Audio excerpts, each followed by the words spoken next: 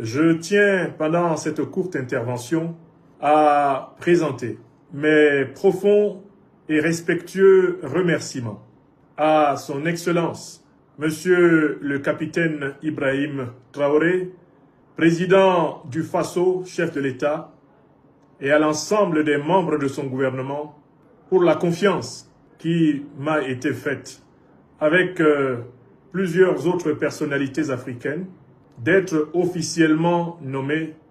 par un décret présidentiel publié hier, membre du Conseil d'orientation de l'Institut des peuples noirs du Burkina Faso, Farafina. C'est pour le fils natif du Cameroun que je suis, pour le professeur de philosophie, de métier que je suis, pour le philosophe, pour le conférencier international, pour le chercheur universitaire, pour l'écrivain, pour l'intellectuel panafricaniste engagé pour l'émancipation intégrale de notre continent, un acte de reconnaissance qui me va droit au cœur et que je dédie à la lutte souveraine de tous les peuples africains, à la lutte totale de tous les peuples africains afin de récupérer leur souveraineté volée depuis plusieurs siècles à l'occasion des actes barbares de la traite négrière, de la colonisation, des agressions impérialistes, néocolonialistes et aujourd'hui impériales terroristes. Je tiens à remercier le chef de l'État du Faso et l'ensemble de ses compagnons du MPSR2, car à travers cette nomination, il me donne l'occasion de servir dans des conditions toujours meilleures la cause qui nous unit et qui, depuis mes 19 ans, m'a jeté sur les chemins du savoir, de la lutte politique, de la lutte intellectuelle et spirituelle, afin de rendre à l'humanité africaine l'intégralité et l'intégrité de ses droits absolus. L'Institut des peuples noirs, qui est placé sous la présidence de son Excellence, Monsieur le Premier ministre, Joachim Apollinaire Kielem de Tambela, a, on le sait, une vocation scientifique,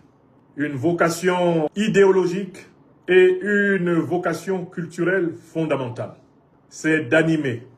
de susciter, de produire les plus belles œuvres consacrées à la souveraineté, à l'unité, à l'élévation de l'humanité africaine. Cet institut, dans son idée, dans son archétype, avait été pensé sous la révolution populaire du Burkina Faso des années 1983-1987 par le grand héros national du Burkina Faso, son Excellence, Monsieur le Président Thomas Isidore Noël Sankara. En compulsant la littérature de l'histoire de cette idée, qui reprend forme notamment sous le magistère de celui que j'ai si justement appelé Sankara II,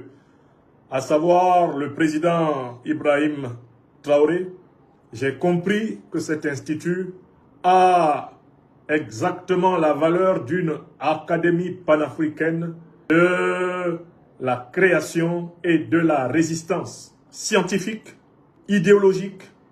et culturelle, avec pour ambition de nourrir le débat, la réflexion, l'élévation de conscience dans tout le continent africain et dans toutes les diasporas africaines de cette planète. Quand on est africain, quand on est intellectuel, militant, activiste, panafricaniste, être désigné dans cet institut consacre et constitue incontestablement l'un des moments les plus importants de son existence terrestre. Car l'Institut des peuples noirs est ce creuset dans lequel doivent être pensés les concepts, les théories, les doctrines, les projets qui émancipent l'âme africaine de ces liens sanglants, ces liens de sueur, de larmes et de sang qui, depuis plusieurs siècles et même quelques millénaires, continuent d'en faire une âme martyrisée. Je voudrais également, à cette occasion, saluer l'ensemble des autorités de la Confédération de l'Alliance des États du Sahel, dont le président en exercice se trouve être le chef de l'État du Burkina Faso, son Excellence, Monsieur le capitaine Ibrahim Traoré.